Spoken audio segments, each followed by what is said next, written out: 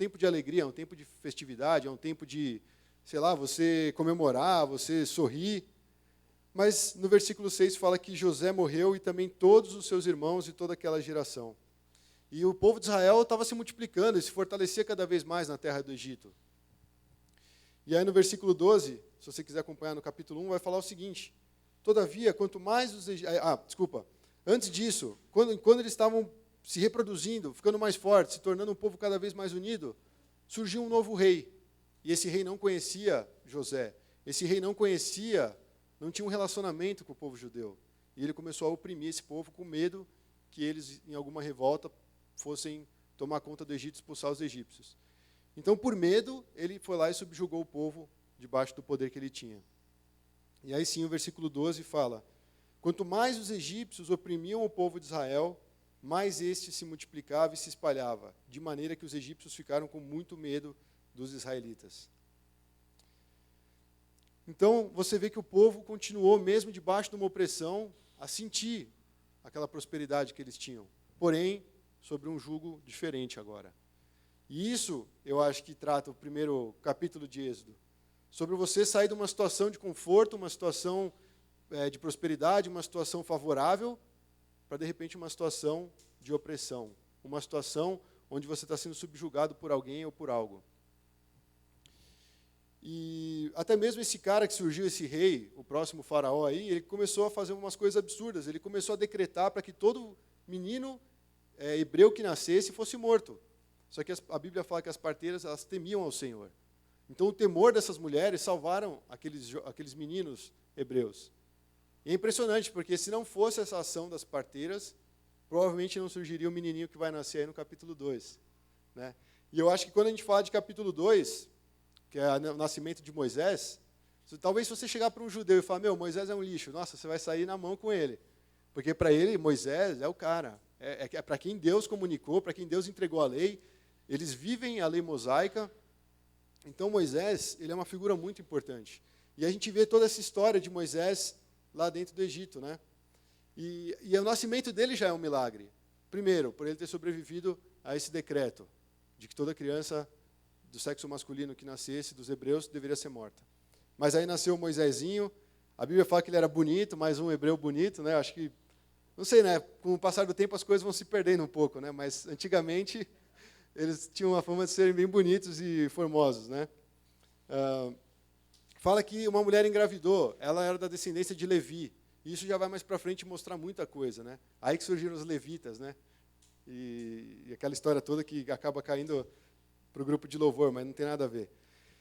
E aí eles fizeram o seguinte, eles não podiam mais esconder o bebezinho, a criança. Então eles fizeram um cesto e lançaram o rio abaixo. Só que quem estava tomando banho naquele momento? A filha de Faraó.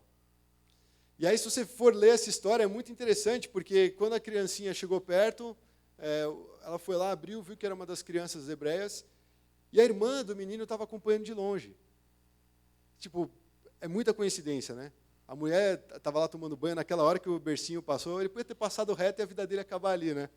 Mas parou ali onde ela estava tomando banho e ela se sentiu curiosa. E a irmã do menino estava lá, acompanhando. E eu não sei, mas talvez essa menina fosse um pouco ousada, porque ela chegou a falar com a filha de Faraó. Ela falou assim, queres que eu vá chamar uma ama dentre as hebreias para que crie este menino para ti? E aí a filha do Faraó falou, sim, vai lá. E aí a moça foi e chamou quem? A mãe de Moisés. É perfeita essa história. Deus cuidando a todo momento. E essa criança, ela vai simbolizar o libertador do povo judeu. Mas, por enquanto, ela era só uma criança num cesto. Ela era só uma criança jogada à sorte naquele rio e que, graças a Deus, pelo cuidado do Senhor, foi parar na casa de Faraó. Olha que interessante. E aí essa criança, ela vai trabalhar para que o povo seja liberto dessa escravidão. Eu queria ler mais um trecho, antes da gente entrar no nosso trecho principal, que fica em Êxodo 2, do 23 ao 25.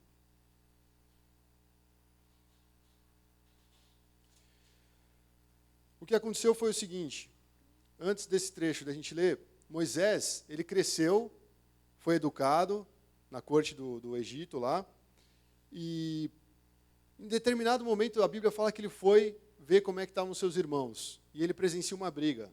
Ele presencia um egípcio atacando um concidadão, um irmão dele, né, um hebreu. Engraçado que a Bíblia fala assim, ele olhou de um lado para o outro e viu que ninguém estava vendo. E o que ele fez? Foi lá atacar o cara. Matou o egípcio. Na mão mesmo, no soco lá, sei lá, que eles brigaram. Acabou matando o egípcio e escondeu o corpo na areia. Só que no dia seguinte fala que ele saiu de novo, e aí ele encontrou 2 homens brigando, mas não eram um egípcio e um hebreu, eram agora 2 hebreus. Ele, os próprios irmãos brigando, né? E ele tinha aquele fardo no coração, eu preciso libertar o povo. E agora esse povo está brigando, deixa lá separar a briga. No que ele foi separar a briga, os caras falaram, cala a boca, você matou um cara ontem, você vai querer fazer isso com a gente também? E aí Moisés fugiu.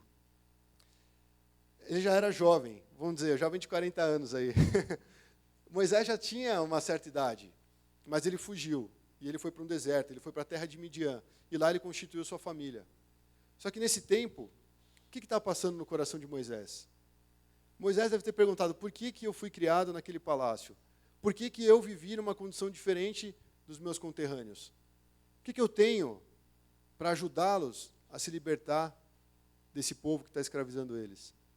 E aí ele ficou naquele cantinho lá dele, lá fez sua família, casou, teve filhos. E nesse trecho que a gente vai ler, de Êxodo 2, 23, 25, vai relatar que o rei do Egito morreu. E os israelitas continuavam gemendo debaixo da escravidão que esse rei tinha imposto a eles. Então clamaram, e o seu clamor por causa da escravidão subiu a Deus.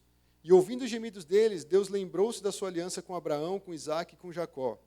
E Deus olhou para os israelitas e viu a condição que se encontravam. O povo estava clamando. O povo estava insatisfeito. Haviam vozes que estavam inconformadas com aquela situação. Talvez por ter ouvido antes que a vida deles não era daquele jeito.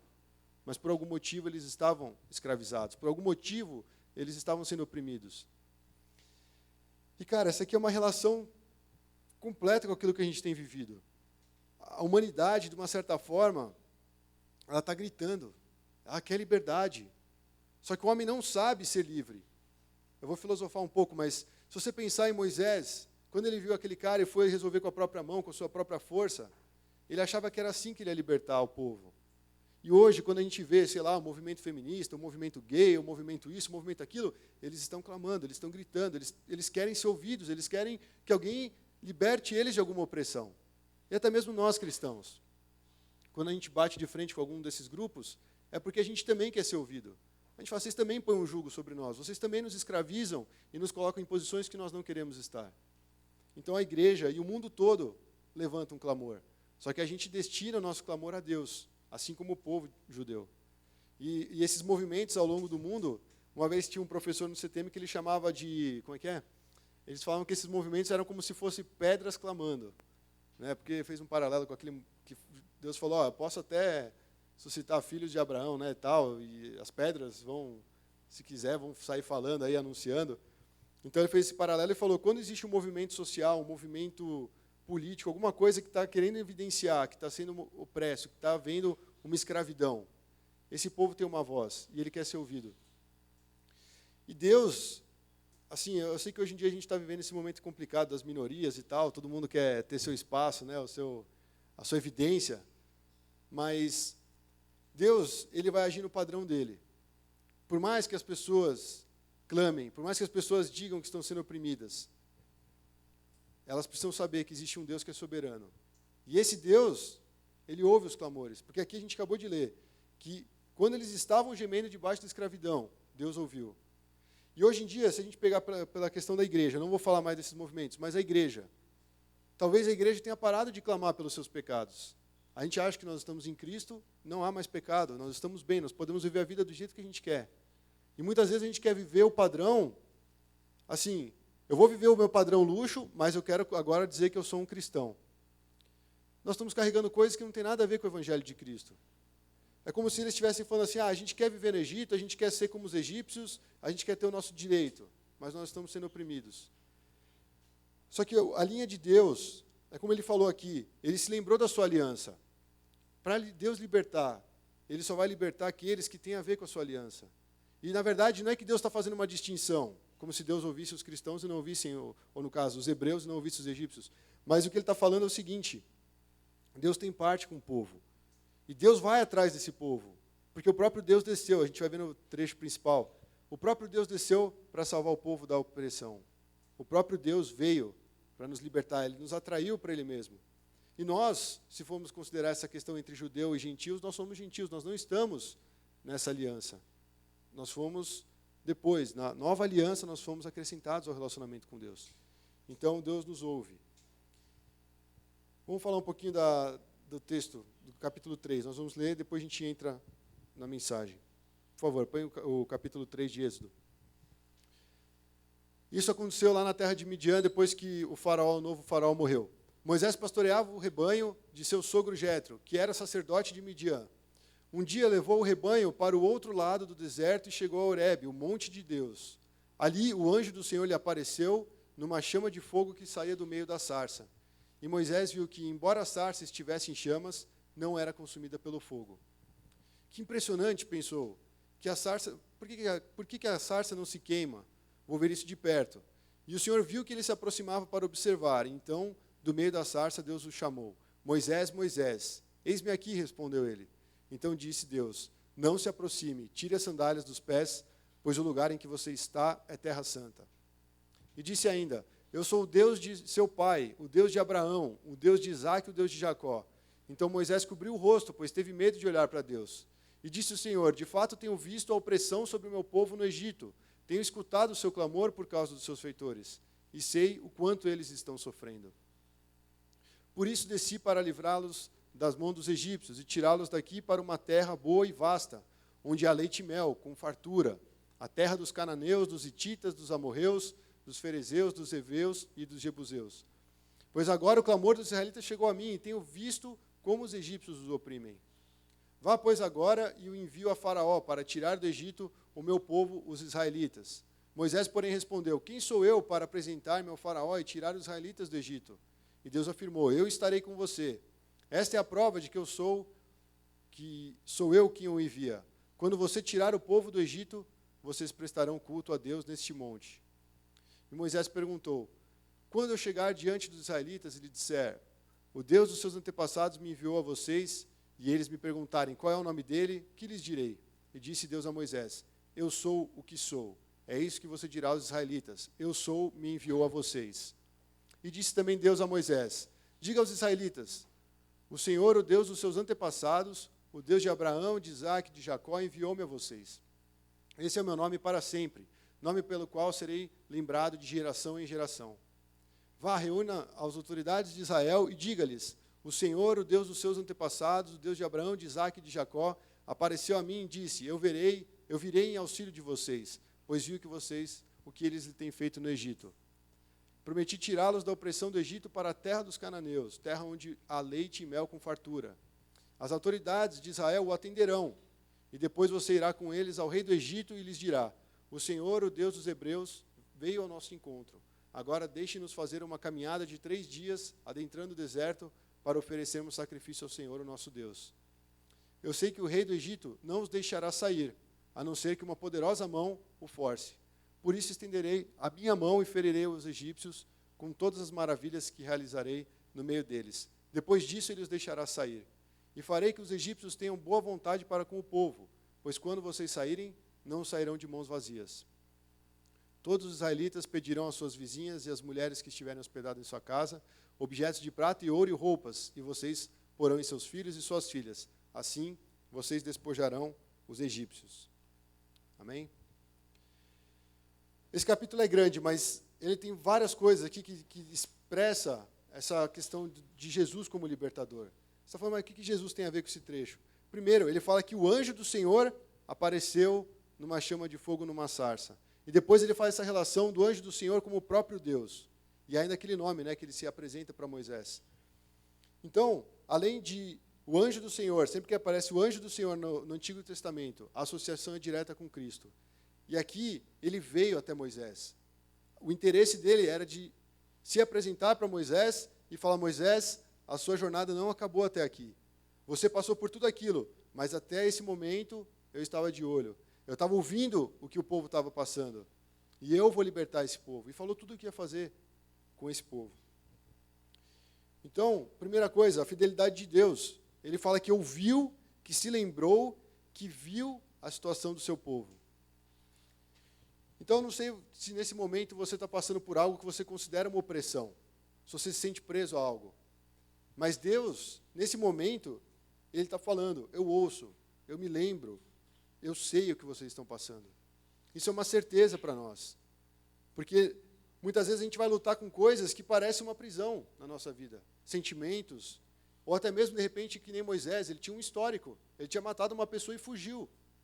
Qual era a moral que ele tinha para se apresentar diante de Faraó?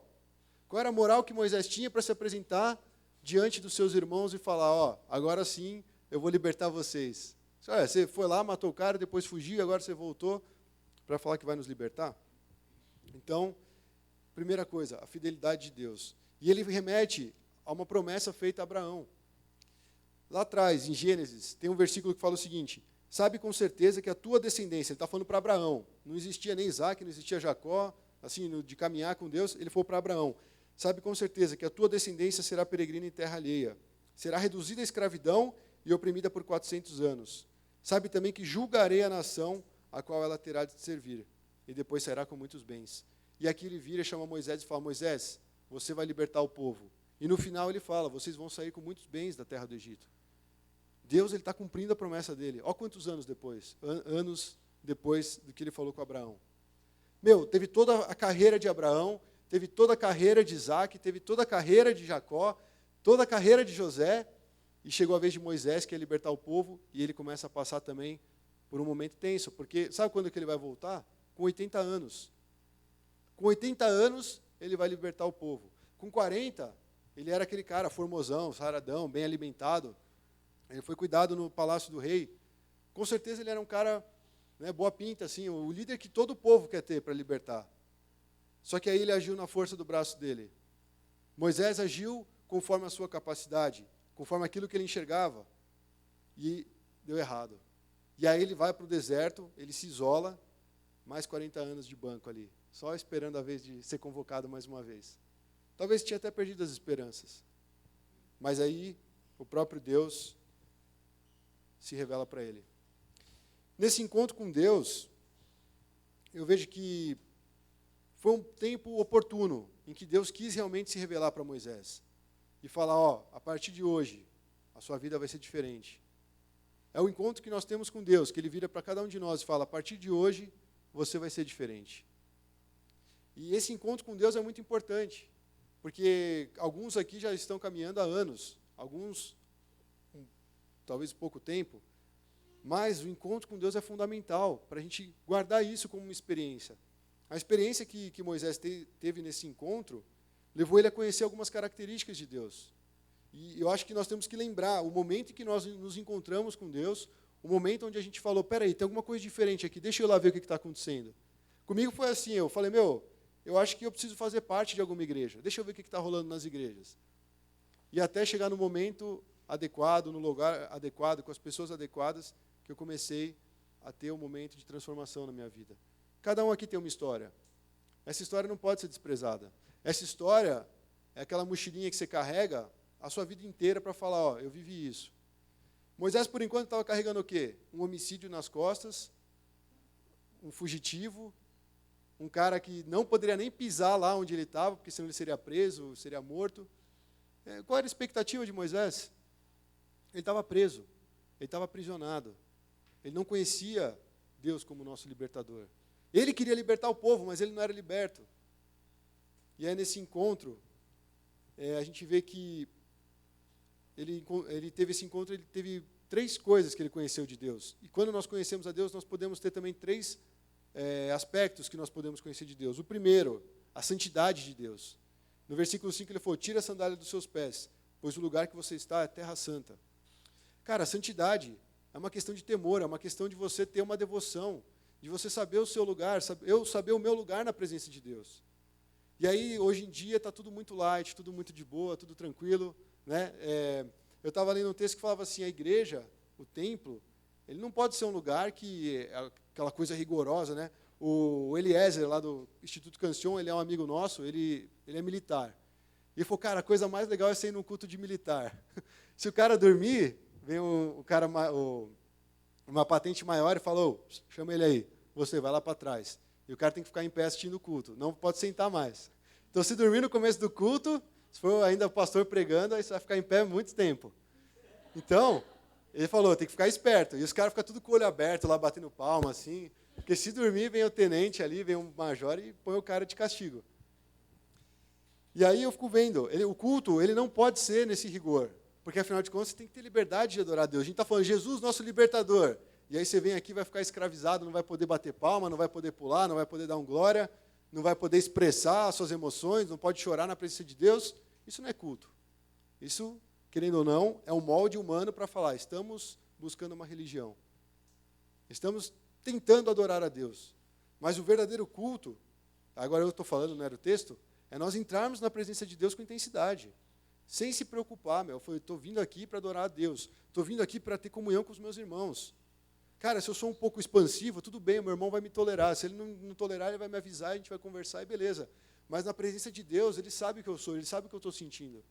Eu vejo que, se a gente pegar Moisés, antes de ter esse encontro com Deus, botar ele numa igreja, o culto dele ia ser um lixo, ia ser um arroto, que o Neonel falou aqui, para quem chegou no louvor. Ele fala que, a Bíblia do Daniel, depois você pega lá a versão que ele tem. Ele fala assim que os louvores, né, do povo era como se fosse arroto. Imagina, cara, de guioso ainda, né? Não, com guaraná.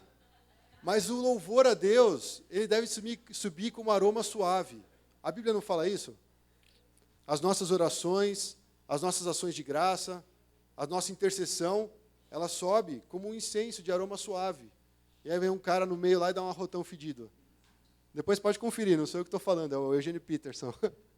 É uma maneira dele contextualizar o texto bíblico para falar, ó, você está vendo como é absurdo? Você chega diante de Deus arrotando, cara. Tipo assim, você está chegando diante de Deus com temor, nós estamos falando de santidade. Tire as sandálias dos pés, pois o lugar que está é terra santa. Então não pode ser um culto rigoroso igual ao do militar, mas também não é a nossa casa, a nossa sala de estar, onde a gente pega lá a pipoca, deita no sofá, abre um refrigerante, espirra tudo lá, né, e alguém vai limpar um dia. Não, a casa de Deus, ela é um lugar que tem a santidade de Deus.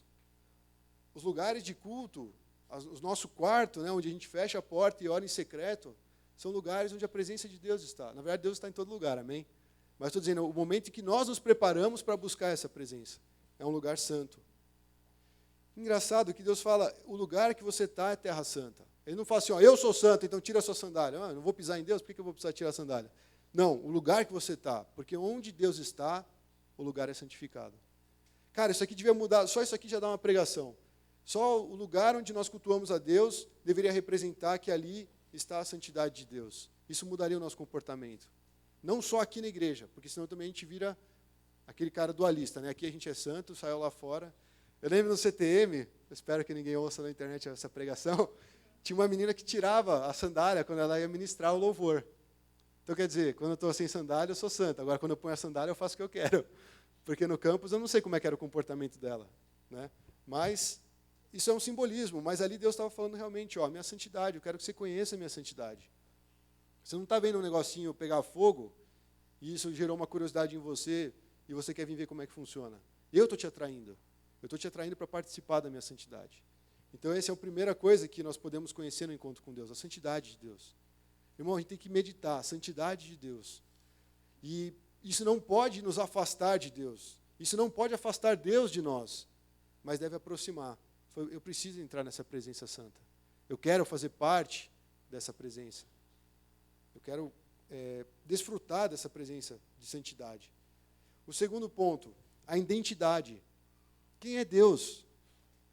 Ele fala assim, eu sou o Deus de seu pai, o Deus de Abraão, o Deus de Isaac e o Deus de Jacó. Versículo 6.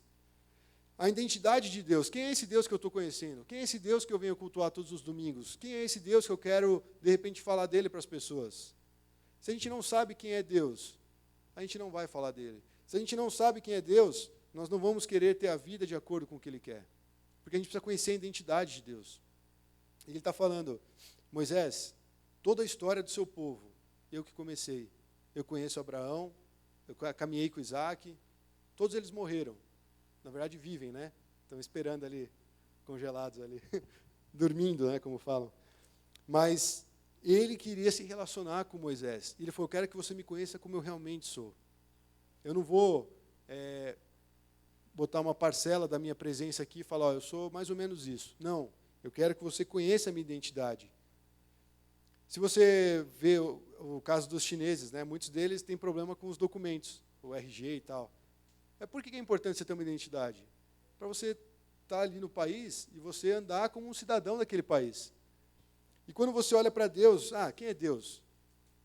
Uma vez eu falei isso, conforme o que a gente conhece de Deus, é como nós vamos tratar Deus. Aquilo que a gente conhece de Deus é a maneira como nós vamos nos comportar aqui na terra. Então, se a gente não conhece nada de Deus, a gente acha que Deus é o velhinho resmungão que fica lá no céu, só mandando a gente fazer as coisas. Cara, você vai adorar a Deus dessa forma. E isso é escravidão. Isso é uma prisão. Agora, conhecer a identidade de Deus, aquele que andou com Abraão, que andou com Isaac, que sustentou todo o povo até aquele momento, é esse Deus que nós servimos. E esse mesmo Deus atua na nossa vida. Esse mesmo Deus está nos acompanhando. Acompanhou os nossos avós, acompanha os nossos pais, acompanha a nossa vida, os nossos filhos. Então a gente tem que pensar nisso. Eu quero conhecer esse Deus. Eu quero ter esse encontro e fazer parte de conhecer a identidade dele. E terceiro, o poder de Deus. Cara, não podemos esquecer que Deus é a música, né? Deus é poderoso. Ele é forte, ele é tremendo.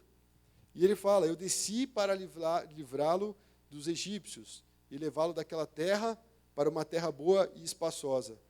O poder de Deus não é só de conquistar, não é só o poder de subjugar qualquer coisa à sua vontade, mas principalmente de fazer cumprir aquilo que ele quer. Porque ele falou, o meu povo está escravizado, mas eu já falei, ele não vai permanecer aí. Ele vai para uma terra que emana leite e mel. O povo estava escravizado, o povo estava sofrendo. E aí ele vira para Moisés e fala, não, eles vão estar em outra terra. Imagina o que isso acendeu no coração de Moisés. Agora, o que isso acende no nosso coração, conhecer o poder de Deus? Porque quando a gente fala de libertação, cara, a gente começa a pensar na nossa vida. Os pecados que te prendem, os pecados que me prendem, os pensamentos que nos atormentam, as barreiras que nós encontramos de fazer coisas que nós julgamos certas, ou de sonhos que nós queremos concretizar, inclusive para Deus. Se a gente desconsidera o poder de Deus, a ação de Deus, cara, a nossa vida vai ser uma prisão.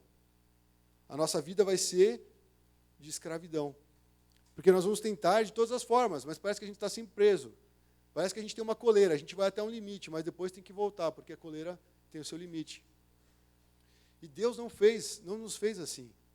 Deus, ele nos dá a liberdade. Deus nos chamou para nós conhecermos a Ele e assim nós sermos livres. Ele falou o quê? Conhecereis a verdade vos libertará.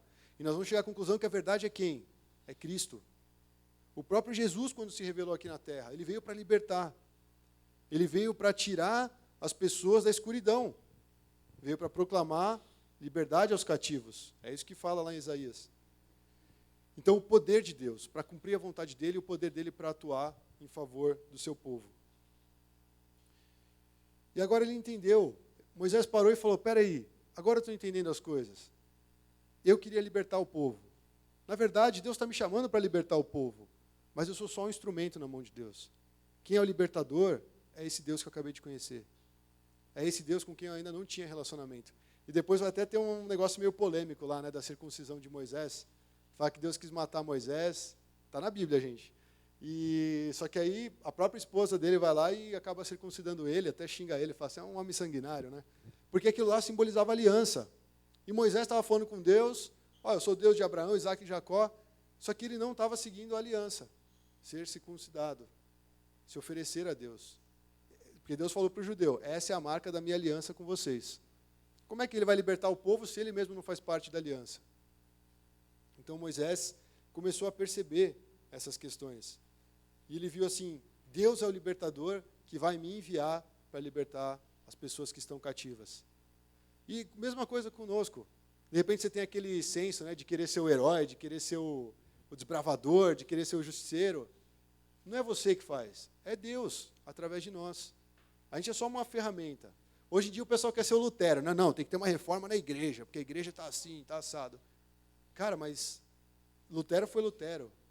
Inclusive, milhares de cristãos morreram antes de Lutero, até que chegasse o momento de acontecer aquelas coisas, a reforma da igreja. Muitos morreram porque eles queriam pregar a verdade, porque eles queriam que o povo conhecesse a verdade. Por quê? Porque o povo estava sendo escravizado. O povo não tinha liberdade. E ele fala, não, está errado. E um deles, chamado John Huss, ele falou o seguinte, quando ele está sendo queimado, ele falou, vocês podem me queimar, mas depois de mim vai surgir outro e as coisas vão se cumprir. Cara, ele profetizou, um cristão que amava a palavra de Deus e queria que a palavra de Deus chegasse para o povo. Tem muita história, cara, que a gente vê com relação à liberdade. Mas aí ele entendeu, é Deus que vai libertar. Não foi Lutero que fez tudo, foi Deus através de Lutero. Você é uma ferramenta de Deus, eu sou um instrumento de Deus. Eu às vezes tenho sonhos assim, não, vai mudar tudo, né? Tudo vai mudar, vai acontecer diferente, vai ser assim e tal. Você faz aquele planejamento, você faz as metas, e de repente você vai vivendo dia após dia e aquilo não acontece. E aí você chega para Deus, entra na santidade de Deus, você faz parte da identidade de Deus, do poder de Deus, e fala, por quê? Porque tudo tem a ver com Deus, não conosco. Né? O Brasil está vivendo o quê no futebol? Uma dependência do Neymar. Todo mundo fala isso há mó tempo, desde a Copa. Você tirou o Neymar do Brasil, já tira a credibilidade do Brasil. Por quê? Porque eles dependem de um jogador. E, tá, tudo bem, é uma comparação muito ruim, né? Não quero falar que o Neymar é Deus. Mas é mais ou menos isso. Neymar, ele não é nada, cara, se Deus não estiver atuando por ele. Na nossa profissão, a gente não é nada se Deus não estiver atuando por nós. Eu acho muito fácil a gente ver, por exemplo, alguém que é da área de saúde. Porque o cara faz, é muito fácil você ver que ele é um instrumento de Deus. Porque ele pega alguém que de repente não tem remédio, ele tem condições de mostrar os caminhos para aquela pessoa e falar, ó, está suprida essa sua necessidade. O cara está com dor não sei onde. Ele vai lá, examina e ajuda aquela pessoa. É uma vida. Ele está lidando com vida. Agora, um administrador, como é que você vê se ele está servindo a Deus nesse sentido? Então, a nossa consciência é essa. Eu sou um instrumento na mão de Deus. De repente, o cara não sabe o que fazer, o cara é um empresário. O que ele vai fazer? Ah, vou ofertar em missões. Beleza, ofertou em missões. É isso a vida do cara? De repente, ele tem a ideia. Não, eu vou pegar jovens que querem ser empreendedores, que não sabem como chegar lá, mas eu vou ajudar, porque eu já passei por isso. Está aí, um instrumento de Deus. Não precisa fazer grandes coisas. Não precisa ter um microfone na mão, mas precisa ter relacionamento. E Moisés entendeu isso, cara. Ele não tinha relacionamento, ele não chegava... Ele chegou, viu 2 irmãos brigando lá, que foi separar a briga e ainda saiu com o rabo entre as patas, cara. Ele não tinha moral para chegar nos caras e falar, gente, não briga não, tá? Vamos ter paz. Ele falou, como assim paz, velho? Você matou o cara ontem, você quer falar de paz? Então Moisés começou a entender que tudo se tratava da aliança com Deus. Êxodo 4, do 22 ao 23. Isso é mais para frente. A gente vai ver a história, né, das pragas e tal, e chega um momento em que Deus fala que vai matar os primogênitos dos egípcios. Agora, olha que interessante esse trecho. Eu não tinha percebido, o pastor que chamou a atenção para isso. Êxodo 4, 22 a 23. Então dirás a Faraó, assim diz o Senhor, Israel é meu filho, meu primogênito, e eu te disse, deixa meu filho ir, para que me cultue. O fim de nos libertar é para cultuar a Deus. A gente não é, eu quero ser livre. Nossa, agora eu posso fazer o que eu quiser da vida. Glória a Deus. A nossa liberdade, ela converge para o culto a Deus. Então ele fala assim, deixe meu filho ir para que me cultue. Mas você recusaste deixá-lo ir. E por isso matarei o seu filho primogênito. Olha aqui a explicação por que daquela praga. Tipo assim, Deus falou, você mexeu com meu filho, agora você vai ver que é bom para tosse. Aqui ele está falando de aliança. Deus estava do lado do povo dele. Deus estava batalhando por aquele povo que ele tinha aliança. E assim é conosco, irmãos. Se a gente conhece de quem é Deus, se a gente teve esse encontro com Deus, a gente tem que estar seguro, porque Ele é o nosso libertador. O faraó está lá querendo suprimir nossa força, nos oprimir. Satanás pode ser o faraó na nossa era. Está oprimindo a gente. Vem com ideias, com pensamentos, e aquilo faz com que a gente fique prostrado, a gente fique chateado, fique deprimido. Mas aqui Deus fala, aquele povo que tem a minha aliança, eles são meu primogênito, eles são meus filhos, e eu vou cuidar deles. É uma garantia que Deus dá com relação ao povo da aliança. Um outro detalhe sobre a questão do chamado de Moisés, se você pegar, quando Moisés ele se apresentou, na presença de Deus, ele levava uma vara. E a partir daquela vara, Deus começou a mostrar como ele seria usado para convencer o povo, que deveria ir com ele até o faraó, e também aquela vara seria um instrumento diante de faraó para fazer as maravilhas. Só que fala que ele chegou com essa vara. Até então é uma vara normal, um bordão, um cajado, sei lá como você quer chamar. No versículo 20 do capítulo 4, vai falar o seguinte: então Moisés tomou sua mulher e seus filhos, os fez montar no jumento e voltou para a terra do Egito. E Moisés levava na mão a vara de Deus, o bordão de Deus, o cajado de Deus. Não era mais o cajado de Moisés. Quando a gente está, o pessoal que canta, né? Quando você está com o violão, se você assiste The Voice, você vai ver muito isso. Quando você está com o violão na tua frente, assim, cantando, a primeira coisa que o seu coach vai fazer, cara, larga o violão. Isso é uma muleta na tua mão. Isso é um cajado, para você se apoiar. Fala, tira isso aí, mano, isso aí está te atrapalhando. Não, mas eu fico mais seguro. Não, cara, tira. Vai ser você e o microfone. E não vai nem encostar no microfone. E com Moisés é mais ou menos a mesma coisa. Aquilo era o jeitinho dele, de repente, se defender. Era um simples cajado, uma vara. E agora Deus, quando tem encontro com ele, quando Deus comissiona ele e fala, vai, porque eles vão te ouvir, por causa desses sinais, aquela vara, aquele bordão, aquele cajado, se torna o cajado de Deus. E Moisés entende, não depende de mim.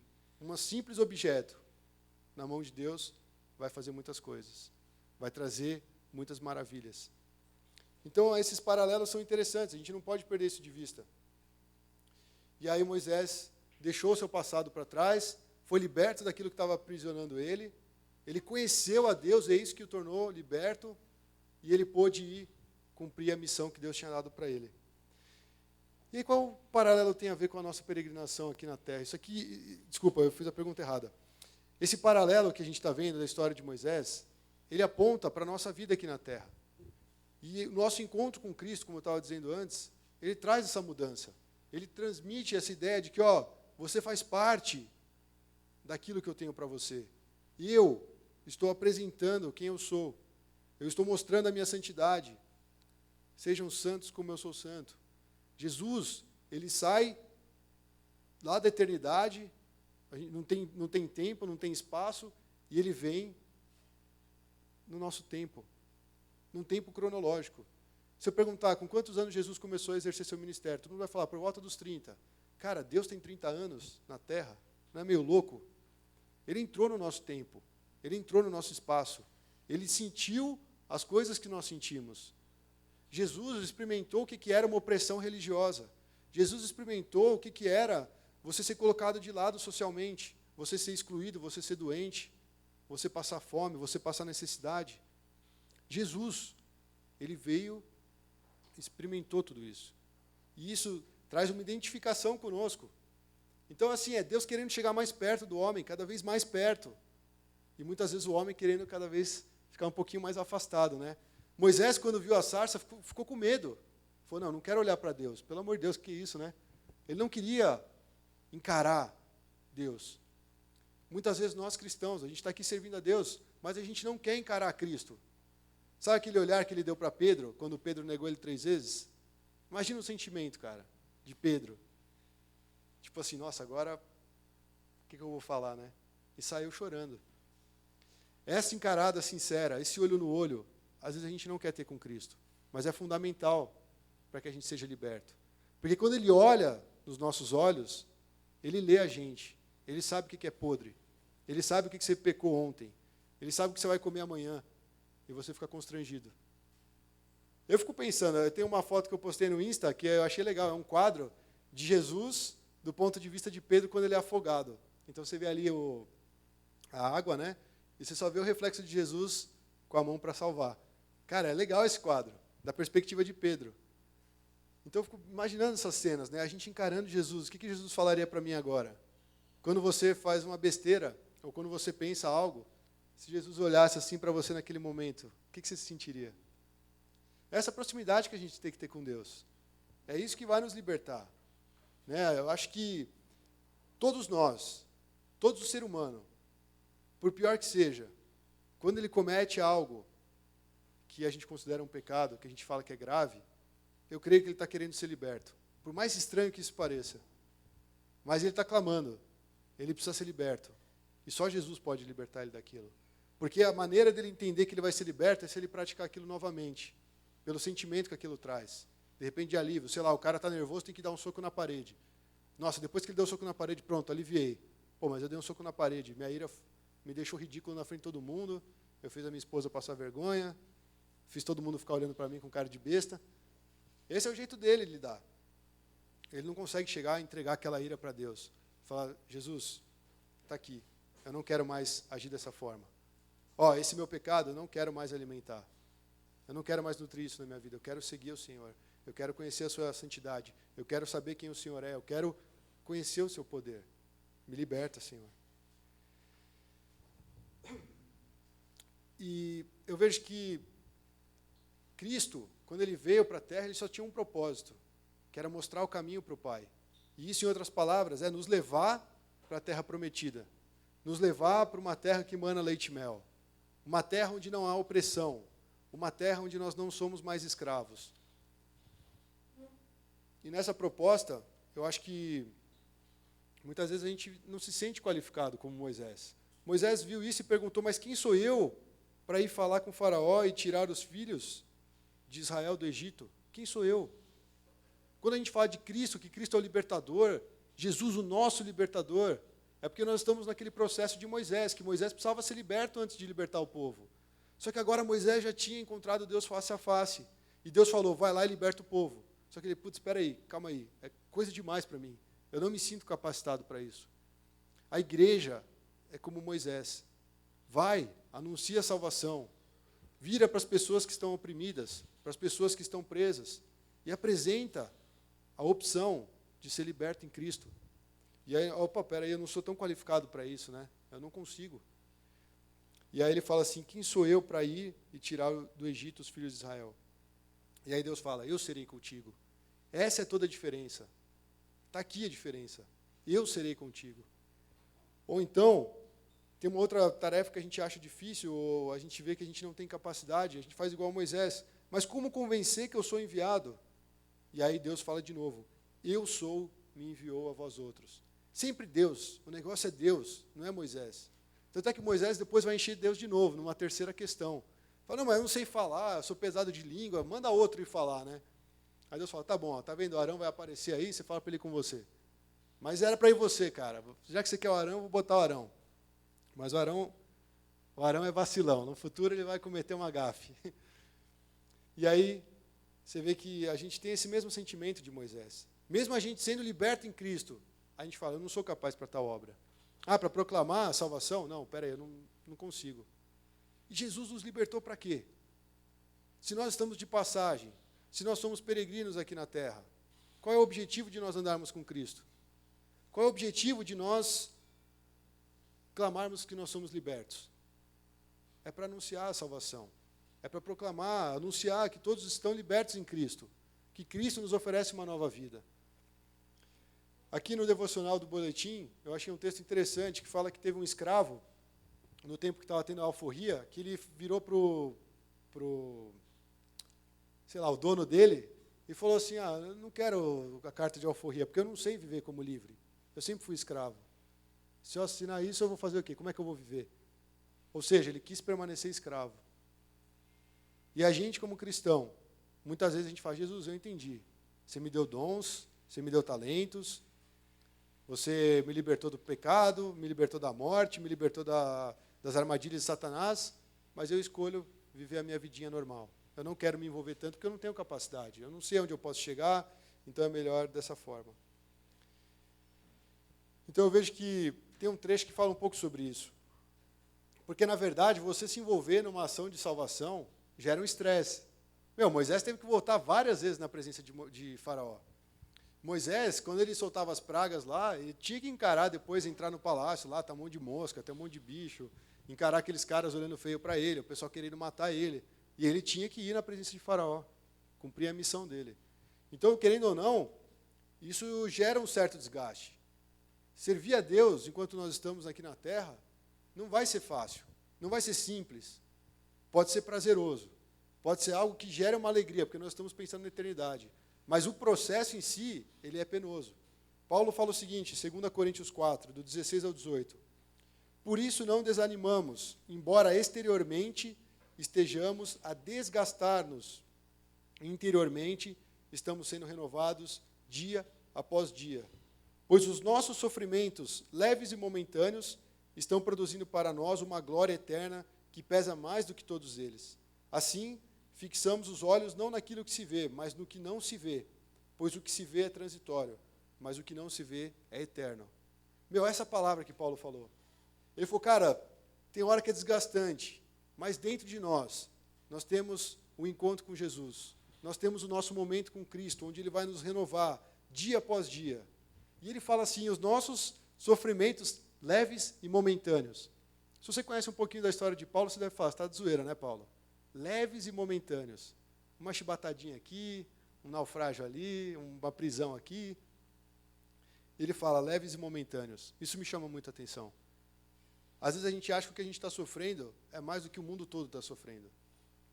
Essa posição de vítima significa que ainda nós somos escravos. A posição de vítima, de autocomiseração, significa que nós ainda estamos aprisionados, que a gente ainda não conhece a Cristo. E Paulo, que conhecia a Cristo, mesmo dentro da prisão, como foi falado no culto passado, estava escrevendo carta. Alegrem-se sempre no Senhor, não parem de orar. Vai pregar o Evangelho. Eu não estou nem aí para esses caras que estão falando da minha autoridade. Vai lá, anuncia a verdade. Sabe, eu estou feliz porque a mensagem está sendo dissipada. E ele preso. Cara, imagina você recebe a comissão de Deus de falar, vai pelo mundo todo e prega o Evangelho. E você é o cara que mais faz isso. De repente você se vê no meio de 4 paredes, 2 por 2, escrevendo carta. Olha o jeito de pregar o Evangelho. E Paulo devia ficar louco. Ele falou, eu preciso sair daqui, cara. Pegar uma colher, começou a cavar ali um buraco. Ele queria sair para pregar. Paulo era o cara que não conseguia ficar sentadinho muito tempo. Ele queria sair pregando. Mas ele falava, por mais que exteriormente eu esteja me desgastando, interiormente eu sou renovado dia após dia. E esses sofrimentos que eu estou passando agora, eles vão produzir uma glória eterna que vai pesar muito mais do que todos eles. Se todos esses movimentos sociais, todos esses movimentos das minorias e tudo mais entendessem essa mensagem, cara, ia ser transformação, ia ser libertação. Já pensou? O homossexual entendendo, peraí, eu estou querendo brigar por algo que de repente não é isso que eu quero brigar, na verdade, pela minha libertação. Eu quero brigar para que eu seja aceito.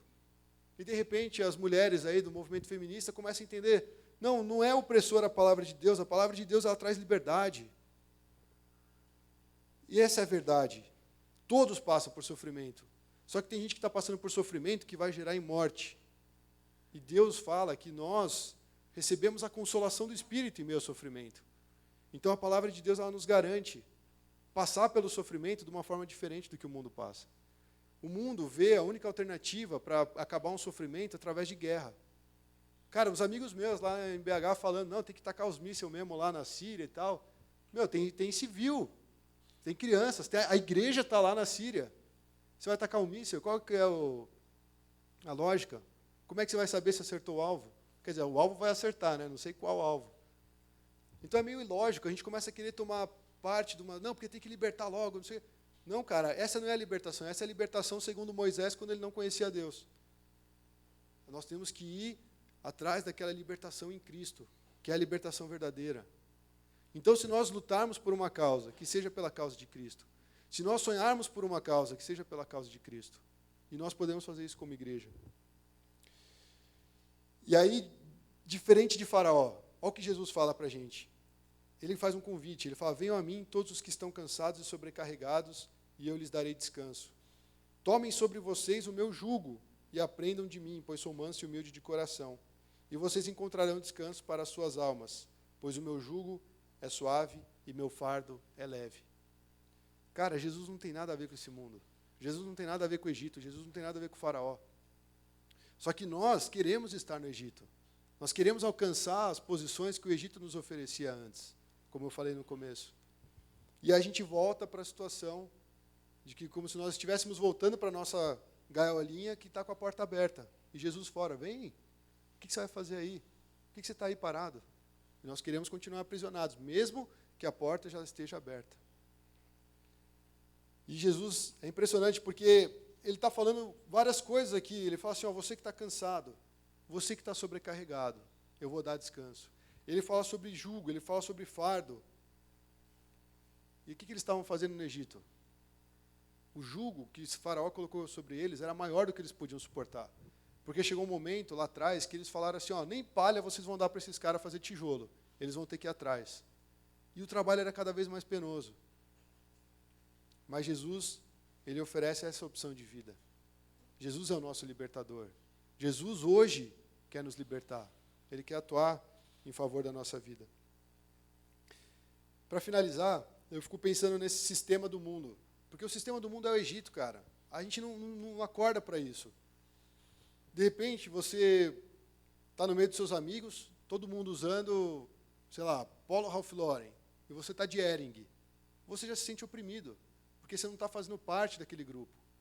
E você quer ser aceito. Aí você vai lá, vende o teu rim, compra Polo Ralph Lauren para ser aceito pelo grupo. Só que você não tem um rim. E a gente vai fazendo isso na vida e não percebe. Não, cara, eu preciso ter uma Mercedes, cara. Mas por que você precisa ter uma Mercedes? Um Gol anda tanto quanto uma Mercedes, gasta até menos. Eu fui trocar o óleo do meu carro, o cara falou que tem um cliente lá que leva o carro dele antigão para trocar, só o filtro de óleo é quase R$300. Eu falei, mano, tudo que eu gastei aqui no meu carrinho foi isso, né?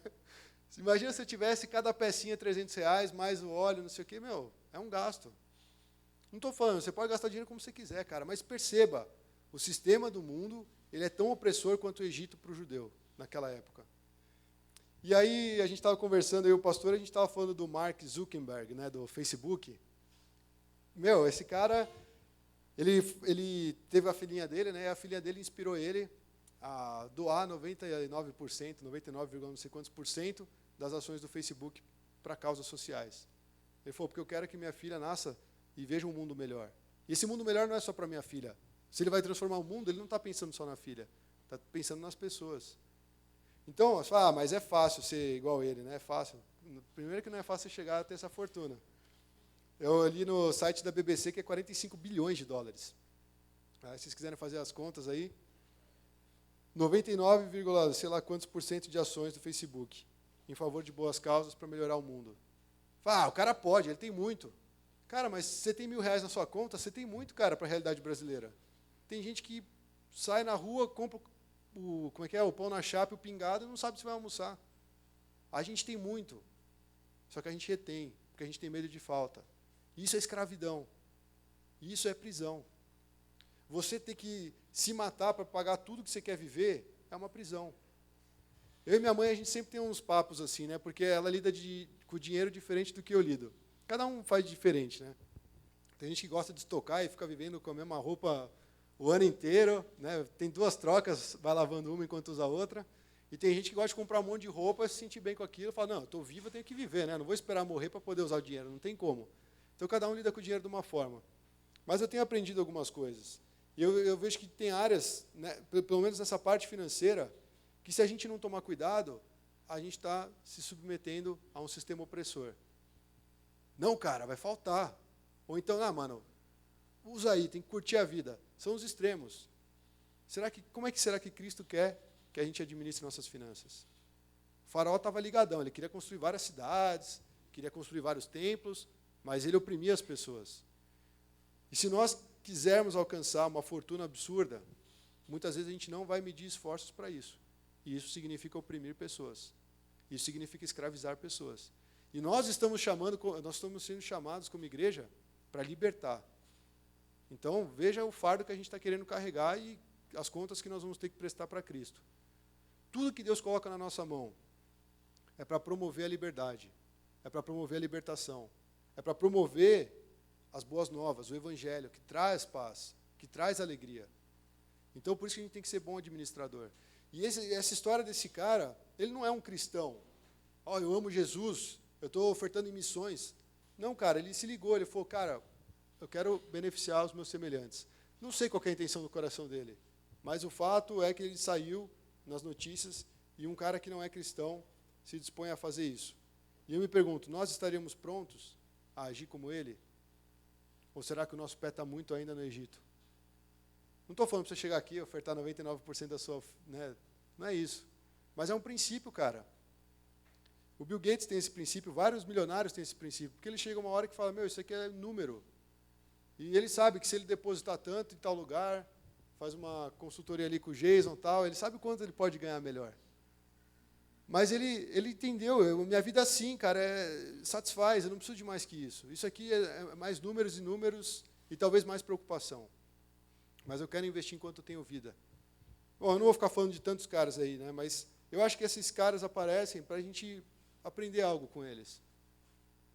Então, eu não sei como você lida com as suas finanças, né? Mas que elas não sejam um motivo para te afastar da liberdade em Cristo.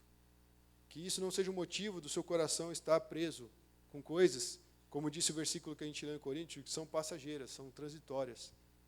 Né? O nosso olho está posto nas coisas eternas, nas coisas que não são vistas agora. Cara, você vai falar para uma pessoa de Jesus na rua, você pode nunca mais ver essa pessoa, mas você não sabe o que aquela pessoa se tornou. De repente era um maníaco louco, ia fazer um monte de besteira. Você pregou a paz, você trouxe a libertação, e ele mudou de vida. A gente tem que crer no poder do Evangelho. Esse é o nosso desafio. E aí você vê no final do texto de Êxodo 3, do 21 e 22, aquela promessa de Deus, que eles sairiam com vários benefícios do Egito. Tipo assim, ó, vocês vão cumprir minha missão e vocês não vão chegar lá de mãos vazias. Vocês vão levar muito. A nossa caminhada para a eternidade, a intenção de Deus é que nós apresentemos muito. Deus colocou tantas coisas para nós. E um dia nós vamos prestar conta disso. Então, quando a gente chegar lá, ele não é que a gente vai levar dinheiro para ele, ó Deus, eu economizei tanto. Mas vai ser perguntado, o que você fez no seu tempo aqui na terra? Você viveu na liberdade de Cristo? Ou você viveu escravizado por um pecado? Ou você viveu escravizado por uma contenda? Ou você viveu escravizado pela tua aparência? Ou você viveu escravizado por isso ou por aquilo? É isso que vai ser perguntado. Porque Jesus nos libertou. E nós conhecemos o Filho para vivermos em liberdade. Amém? Vou fazer uma oração e depois a gente vai participar da ceia do Senhor.